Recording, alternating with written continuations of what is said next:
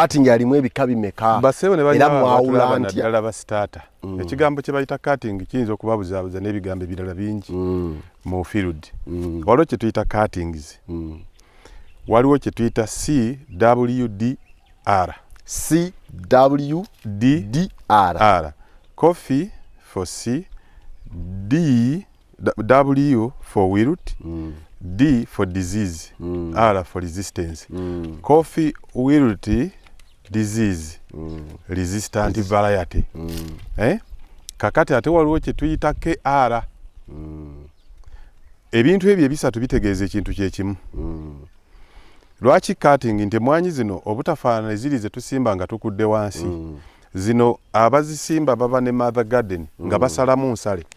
Kati nga kino n'asalamu n'akisalako emigundi buli awali emikola n'agenda science wali n'ateekako emirandira ne kitojjera nze ne ngenda ngula. Mbanguze ekiti ekiri kaati kwe kukiyita cutting. Lwaki abamu bakiyita coffee wilt disease resistant variety CWDR. Nti enkola eyo yagunjibwawo wakati mu kunoonya ekika ky'emmwanyi kinaagumira akawuka ekirwadde saakawuka ke bayita coffee wilt disease ekyali kiwotodde ennyo emmwanyi emyaka nga 23 endwadde yakiwoto kwa mu mmwanyi. Kati lwaki abamu bagiyita KR?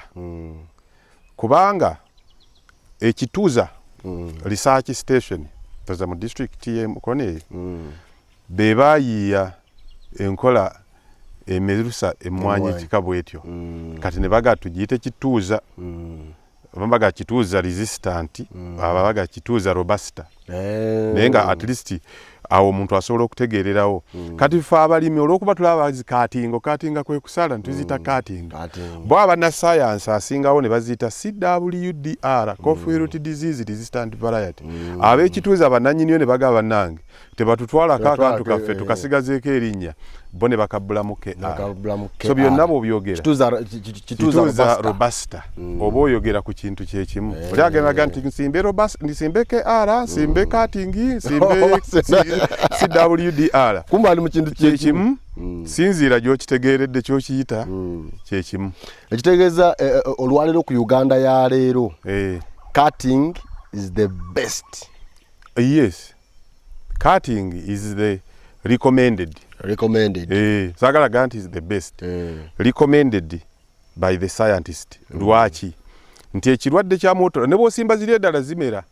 Era lyajja n'agamba nti nzikiriza nkuule wano nange ngende nsimba ekika ekyo n'omuga nti kuula naye ate nze sizisimba ezo endokwa eziba zimeze wansi wano kyokka tekizigaana kubala. Nzirabye wali eri nnyingi zituuse na wano ngamba iyo mukulu ansaawe oba nenzikuula ne zibikka. Lwaki nti jiini eri mu cutting egigaana okukwatibwa ekirwadde kya coffee wilt disease esobola kusigalamu nga temeru tevudde mu nsigo tejaminatinze kuva mu nsigo batte ne mukyalawo ne be muzaala abaana 7 buli omu aba yeefaanana mu musaayi. Waliwo omusujja gwe gubonyaabonye ennyo waliwo ng'ate oli ekifuba kye kimubonyaabonye ennyo kuyinza n'okuba akaali n'endwadde emu ng'omulala tagirina naye ng'ate mu ababiri temulina ku emu ku ebyo.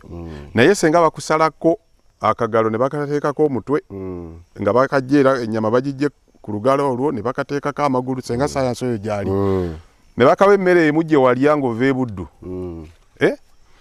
ku myaka gyo nako kajja kuba kategeera nga ggwe nga kyokola kakikola nga ggwe nga n'okufaanana kafaanana nga kekanze kaggwe bakola kanze baba bakoze kaggwe. So kyekyo kye bayita cutting. Abamu no bagiyita na clone obanga kino okusala kuno kwe kucloninga mujjeeko akagalo kateeke ku mulala. Zasooka baziyita kolono. Ekyazijja mu kolono zifuuke cutting nti baazi kolono tebamanya nti bwe zimera ne batuwa tusimbe zijja kuba zikompromisinze jiini eri. Kati bwe bazizzaayo ne baga kolono temuddamu mumezi oyo yennyini abeere nga tusala musale ne zifuuka cutting KR ne nkugambye.